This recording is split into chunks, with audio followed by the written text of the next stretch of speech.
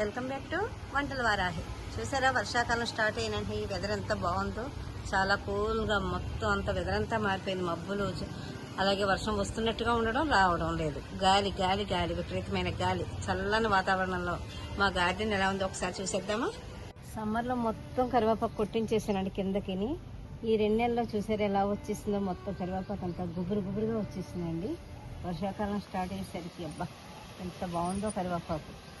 ఇదివరకు పెట్టాను నేను వీడియో. ఇంక ఇలాగే వచ్చేస్తాయండి కనకాంబరాలు అయితే. కొన్నాళ్ళు పోతే కాకడా మళ్ళీ వస్తాయి. ఇవన్నీ కూడా ఇదివరకే పెట్టాను నేను ఈ వీడియో అన్నీ కూడా. నేను ఇదివరకు వంకరగా వచ్చింది ఇది కొమ్మ అంతాను, అందుకని మొత్తం కొట్టించేసాను. మొత్తం చిగురు పెట్టి బాగా వచ్చేసింది. ఇప్పుడు దీనికి పువ్వులు రావాలి. నెక్స్ట్ ఇయర్కి కానీ రేపు అక్టోబర్ నాడు కానీ కొద్దిగా పిండి వస్తుందని ఆశిస్తున్నాను.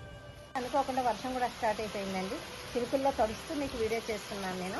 ఈ గోంగూర చూస్తున్నారు కదా, చాలా సార్లు నేను ఇది పచ్చడి చేశాను. మళ్ళీ వచ్చేసిందండి వర్షాకాలం వచ్చేసరికి.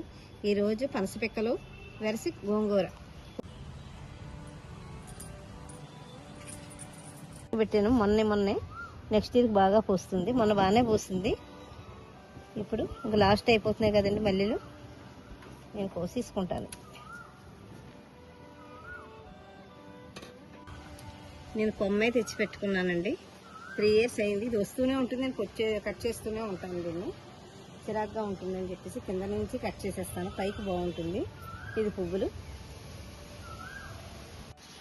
ఇది జామ చెట్టు అండి. ఇది కూడా నేను ఇంట్లోకి వచ్చిన తర్వాతే పెట్టాను. 6 years అయింది. ఎంత కాపు కాస్తుందో. పక్కనే మాకు స్కూలు. అన్నీ వాళ్ళే కోసేసుకుంటారు. కానీ సమ్మర్ హాలిడేస్లోనే మేము కోసుకుంటాం. మిగతావన్నీ కోతులు తినేస్తాయి. ఇది ఎర్రజామ అండి. ఆరోగ్యానికి చాలా మంచిది కదా. ఇది వరకు కిందటి ఆషాఢంలో నేను గోరింటాకు కోసుకుని విత్తనాలు ఉంటే ఇలా జల్లాను.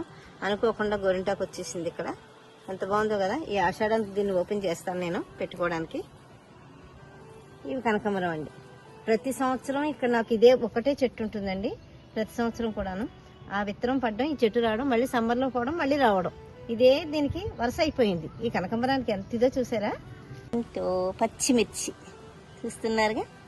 ఇదొకటి, ఇగో ఇదొకటి, ఇగో ఇదొకటి, ఇదొకటి పచ్చిమిర్చి అండి. పడిలేసే మాకు నేను వంటకు వాడిన తర్వాత గింజలు ఇలా వేసేస్తానండి. పడిలేసింది చెట్టు.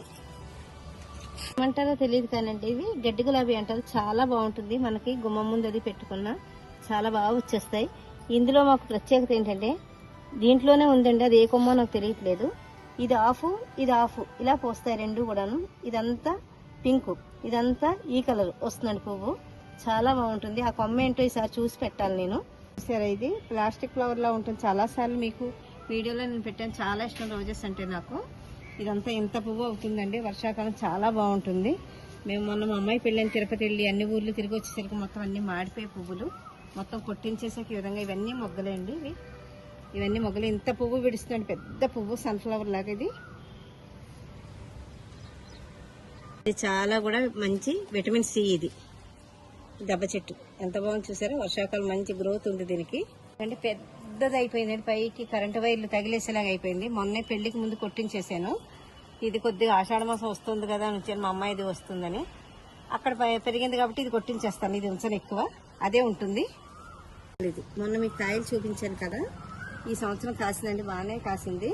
అయితే పెళ్లికి మా అమ్మాయికి మాకు తోరణాలకు అది కావాలని ఎక్కడా తెలియకుండా, ఎక్కడికి వెళ్లకుండా ఇవే తోరణాలుగా ఉపయోగించేసుకున్న మామిడి చెట్టు కొమ్మలన్నీ తీసుకున్నాం మేము. చాలా ఉపయోగపడింది. ఇది బాగుందండి మా గార్డెన్. నచ్చిందా? నచ్చితే లైక్, షేర్, సబ్స్క్రైబ్. మా బుల్లి గార్డెన్ ఇది.